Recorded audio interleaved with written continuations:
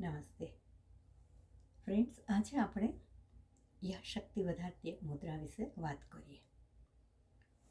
આ મુદ્રા પૂર્વાભિમુખ બેસી કરવાથી વધુ લાભ મળે છે.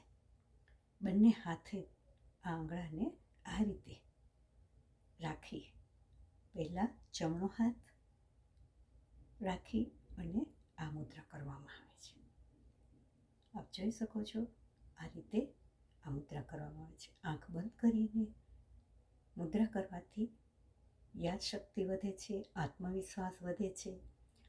હાર્ટચક્ર પાસે હાથ રાખી આ મુદ્રા કરવાથી હાર્ટચક્ર એક્ટિવ રહે છે. એ જ રીતે થોડી વાર પછી ડાબા હાથને આગળ રાખી અને આ રીતે આ મુદ્રા કરવામાં આવે છે.